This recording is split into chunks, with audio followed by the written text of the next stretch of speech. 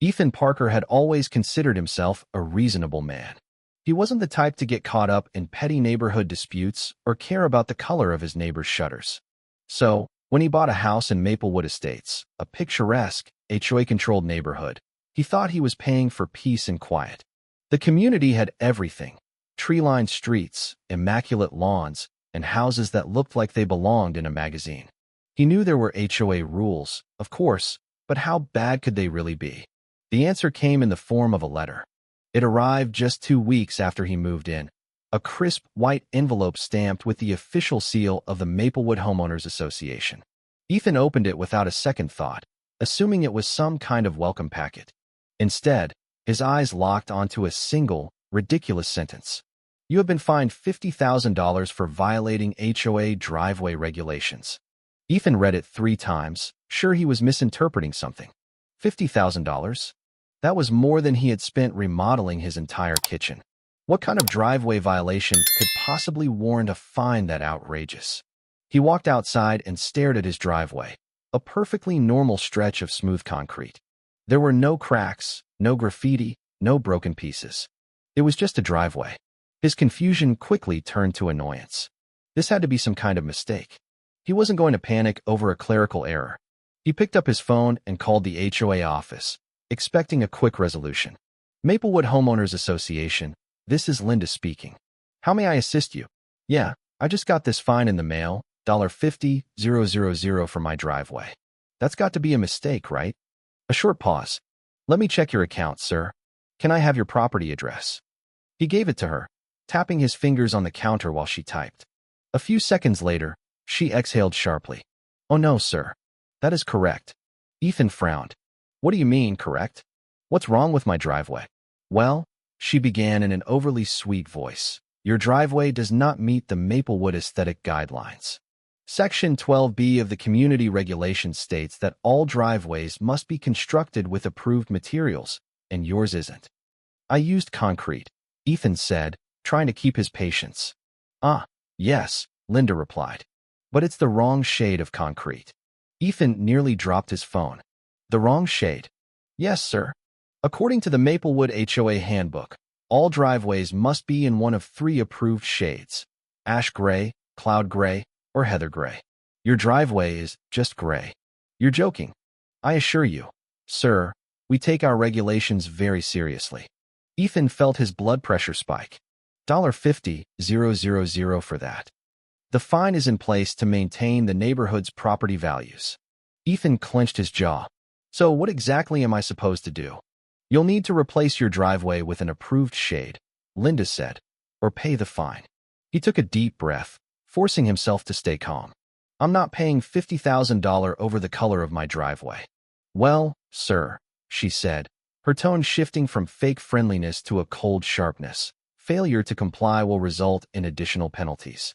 If fines are not paid, the HOA has the authority to place a lien on your home and, if necessary, begin foreclosure proceedings."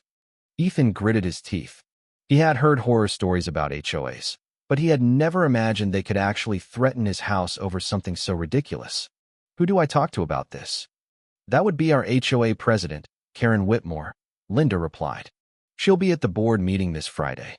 Ethan hung up and sat down at his kitchen counter, trying to process the insanity of the situation. $50,000 for concrete. The wrong shade of concrete. Chapter 2. The board meeting. That Friday, Ethan walked into the HOA meeting determined to set things straight. The room was filled with a dozen board members, all sitting behind a long table. At the center sat Karen Whitmore, an older woman with a sharp haircut and an even sharper expression. She peered at Ethan over her glasses like he was a stain on her designer blouse. "Mr. Parker," she said, her voice dripping with condescension. "What can we do for you?" Ethan held up the letter. "You fined me $50,000 over my driveway." "That's insane."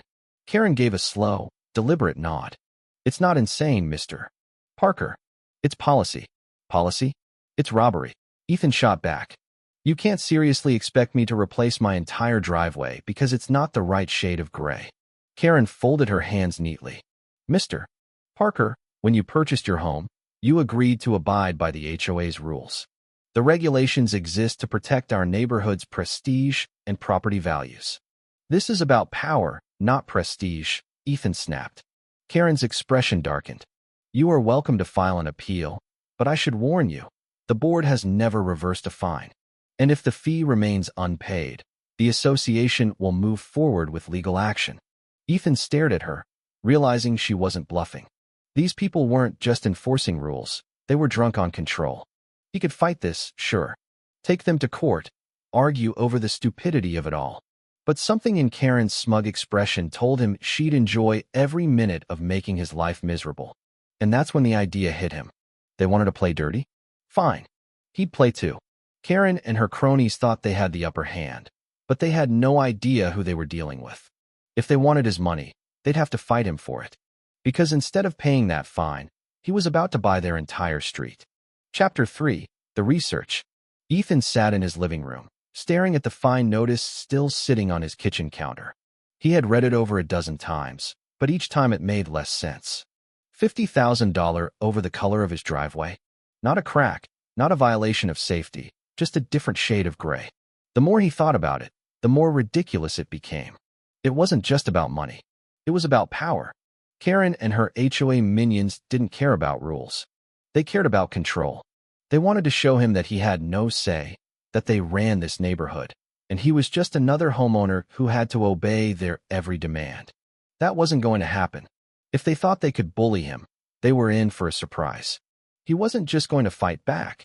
He was going to make sure they regretted ever coming after him. He knew one thing. Every organization had a weak spot, a flaw buried beneath its perfect facade. The HOA wasn't some untouchable force. It was just a bunch of people enforcing rules they thought they had complete control over. If there was a way in, he would find it. He grabbed his laptop and started researching everything he could about HOAs, their authority, their structure, and most importantly, their limitations. He learned that while they could fine homeowners and even place liens on properties, they didn't always own the land everything sat on. In some cases, the roads, the clubhouses, even entire sections of a neighborhood could still be owned by private individuals or developers. If that was true for Maplewood Estates, then maybe, just maybe, there was a way to turn the tables. Chapter 4. The Lawyer. The next morning, Ethan reached out to a real estate lawyer, Maggie Reed, a sharp, no-nonsense woman who had a reputation for tearing apart HOA contracts. He sat in her office, laying out everything he had uncovered. She listened carefully, taking notes, then leaned back in her chair, tapping her pen against her desk. So, you're telling me they fined you $50,000 over a shade of concrete, she said, raising an eyebrow. That's right, Ethan said, trying not to sound as frustrated as he felt. Maggie shook her head. I've dealt with a lot of HOA nonsense, but that might be the most absurd case I've ever heard. Tell me there's something I can do. Something that doesn't involve me paying them a cent, Ethan said. Maggie smirked. Oh, there's always something. The question is, how much do you want to hurt them? Ethan didn't hesitate. As much as legally possible. Maggie nodded, flipping through a thick binder filled with legal codes and property records. After a few minutes of searching, she let out a satisfied hum. Well, look at that, she said, sliding a document across the desk. The HOA doesn't own the entire neighborhood. The streets, the clubhouse, and a few key lots are still privately owned. They lease them from a third party. Ethan's heart started pounding. Who owns them? Maggie pulled up a name. Frank Holloway. Looks like he developed the neighborhood years ago, but held on to certain parcels of land, including the main street running through the community. If he's willing to sell, you could own the very road the HOA depends on. Ethan felt a slow grin forming. And if I own the road, what happens? Well, Maggie said, technically, you could charge the HOA rent for using it. You could impose your own rules. If they don't pay up, you could restrict access, maybe even shut down that precious clubhouse. Ethan didn't need to hear another word. Within an hour, he was sitting in a small diner across from Frank Holloway, a grizzled old man who looked like he had seen every scam and scheme in the book. He sipped his coffee while Ethan explained what was happening, nodding occasionally, but saying nothing. When Ethan finally finished, Frank let out a dry chuckle. Those HOA fools still causing problems? Frank muttered. They tried to fine me once over my mailbox being an inch too high. A mailbox, for God's sake. So, You see why I want to buy the land, Ethan said. If I own it, I can shut them down. Frank tapped his fingers on the table, considering. I like your style, kid. Tell you what, give me a fair price, and the land is yours. Ethan wasted no time finalizing the deal. By the end of the day, he officially owned the road running through Maplewood Estates, the land under the HOA's office, and the parking lot of their beloved clubhouse. And the best part? The HOA had no idea. Chapter 5, The Counterattack. That evening, Ethan sat back in his chair, sipping a beer as he stared at the fine notice one last time. Karen and her HOA goons thought they had power. They thought they controlled him.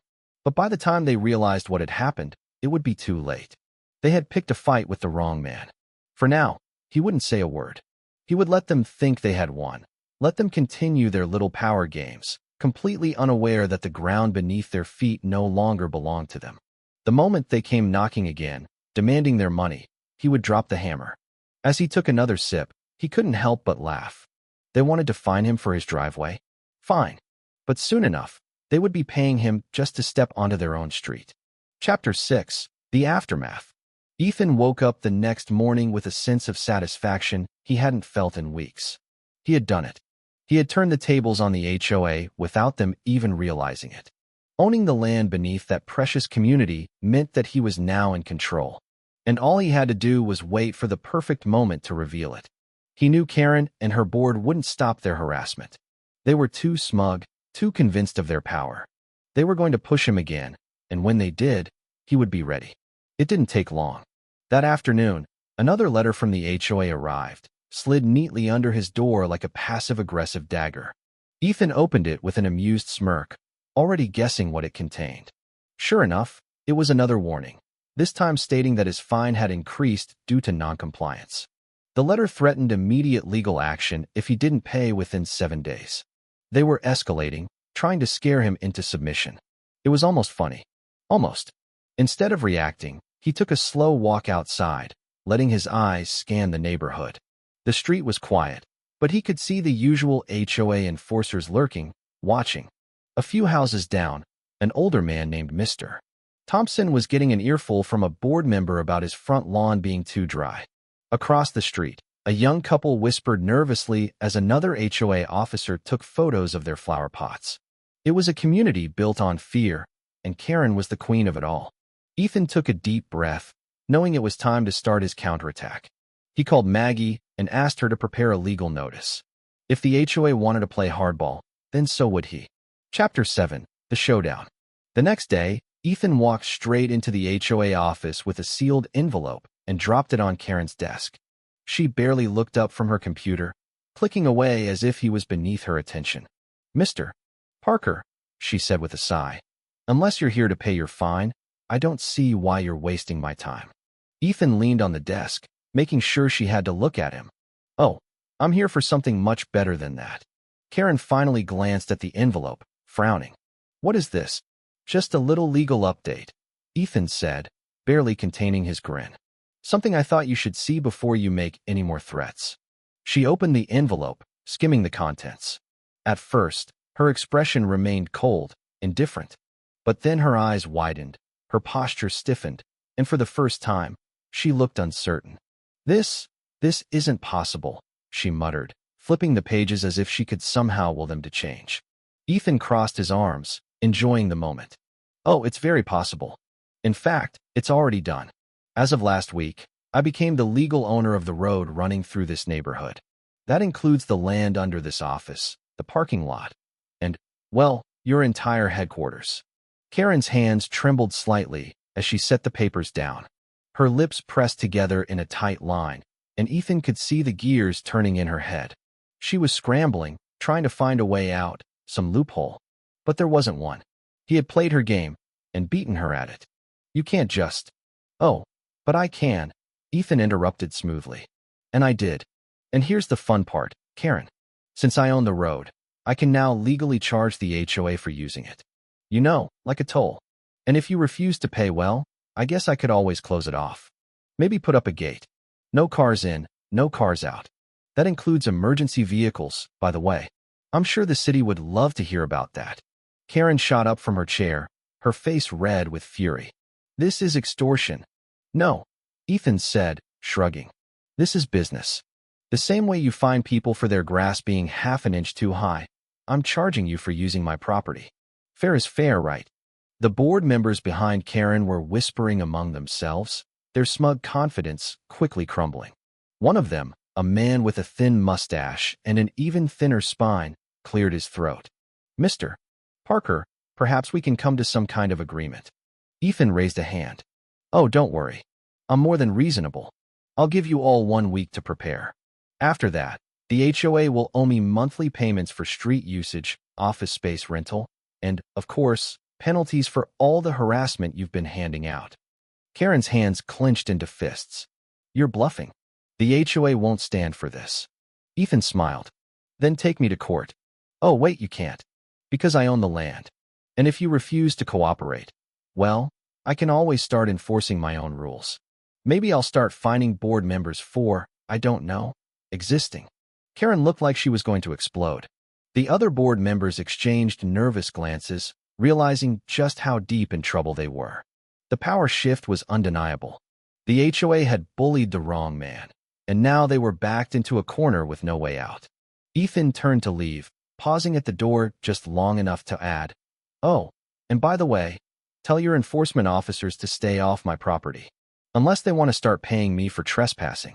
As he walked out of the building, he could hear the board members breaking into frantic discussion, their voices a mixture of panic and desperation.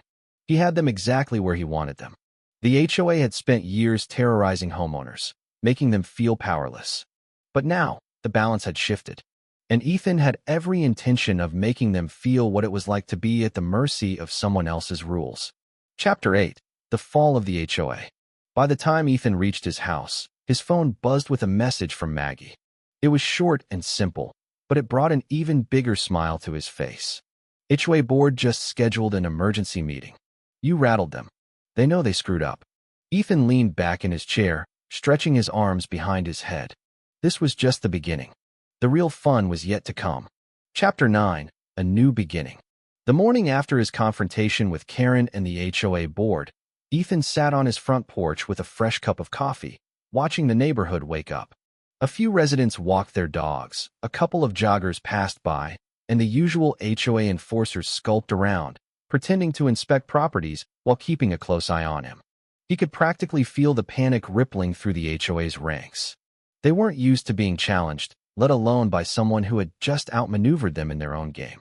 Now, they were scrambling, trying to figure out what to do next. Ethan had already won, but he wasn't about to let them off easy. It was time to make them feel the weight of their own rules. Later that day, an email from the HOA landed in his inbox. It was written in the usual overly formal tone, attempting to act as if everything was business as usual.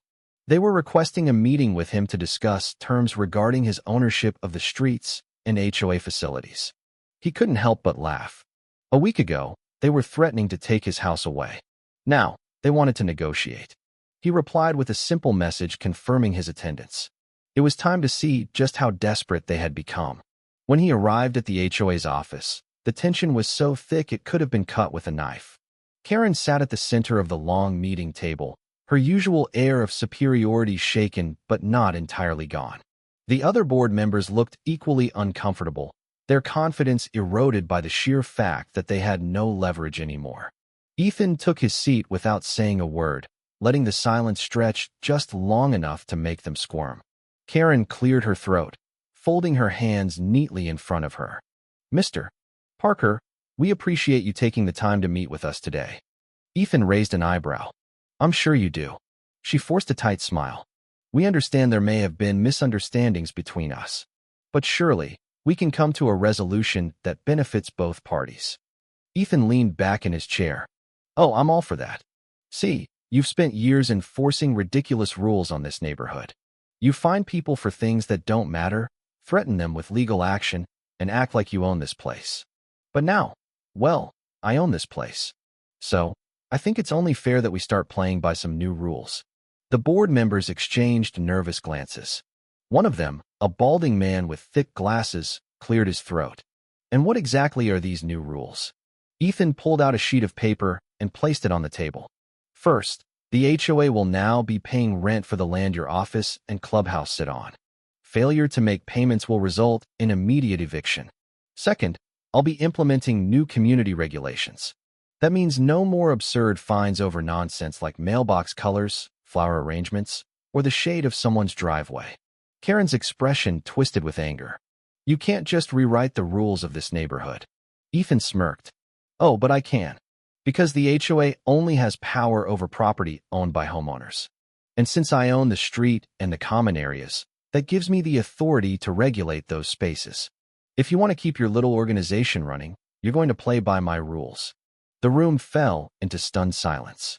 They had no counter-arguments, no threats left to make. They had spent years bullying people under the illusion of authority, but now that illusion had shattered. Karen's voice dropped to a low, controlled tone. If you do this, you'll destroy everything the HOA has built. Ethan shrugged. Good. Chapter 10, The End of an Era. The meeting ended without any official agreements, but Ethan knew he had already won. Over the next few days, word spread through the neighborhood that the HOA's reign of terror was coming to an end. Homeowners who had once lived in fear began to realize they no longer had to tolerate Karen's ridiculous rules. Some even started to openly defy old HOA regulations, repainting their houses in unapproved colors, installing basketball hoops in their driveways, and planting whatever flowers they pleased without worrying about fines. Ethan didn't stop there. He made sure the HOA felt the consequences of its years of extortion. He sent official invoices to the board, demanding payment for their use of his property. When they tried to ignore him, he sent another notice, this time with a late fee attached. If they wanted to play the fine game, they were going to learn how it felt to be on the receiving end. Karen, desperate to regain control, attempted to rally support from the neighborhood, sending out emails warning that Ethan's actions would lead to community deterioration. But her efforts backfired. The residents were tired of her tactics. They had seen firsthand how little the HOA actually did for them besides micromanaging their lives and draining their wallets. One by one, people started ignoring Karen's emails, refusing to attend HOA meetings, and even openly mocking the board's desperation. Then came the final blow.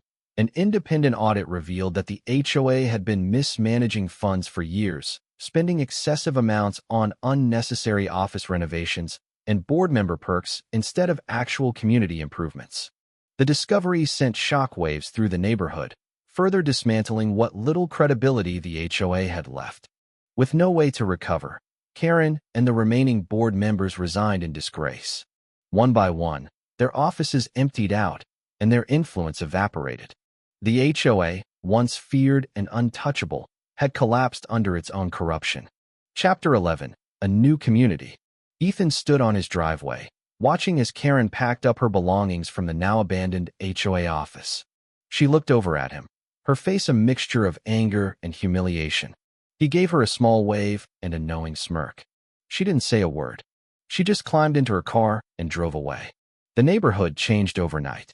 With the HOA gone, people were finally free to enjoy their homes without fear.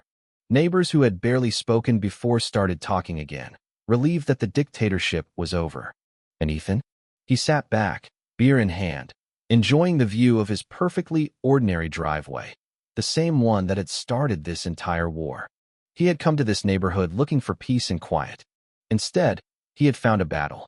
But in the end, he had done what no one else had ever dared to do. He had beaten the HOA at their own game.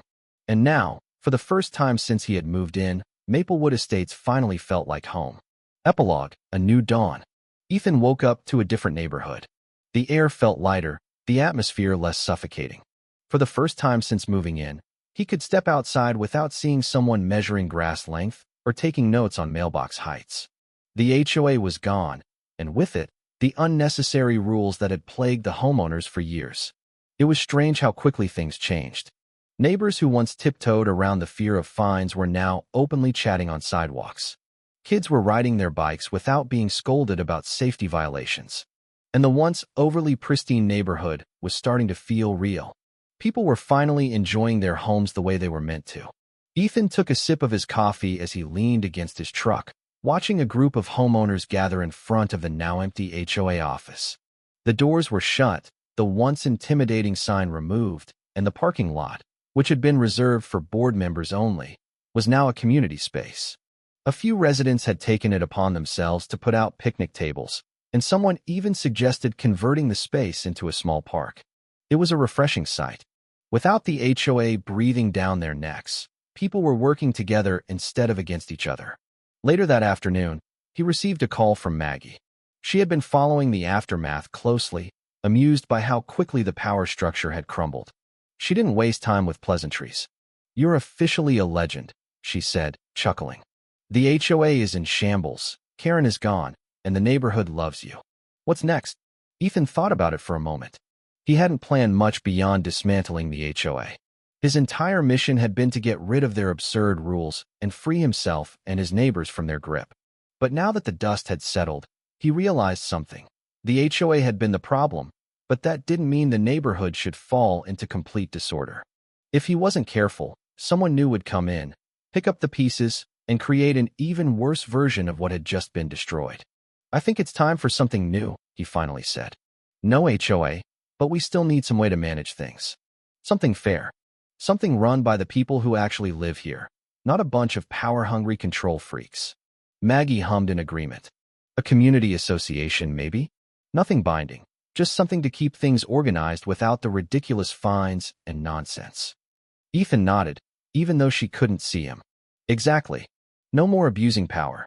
No more stupid rules about driveway shades. Just common-sense decisions that actually help people." Within the next few days, he put the idea into motion. He called a meeting at the old HOA clubhouse, now a free space for the community to use. Word spread quickly, and before he knew it, nearly the entire neighborhood showed up. The energy was different.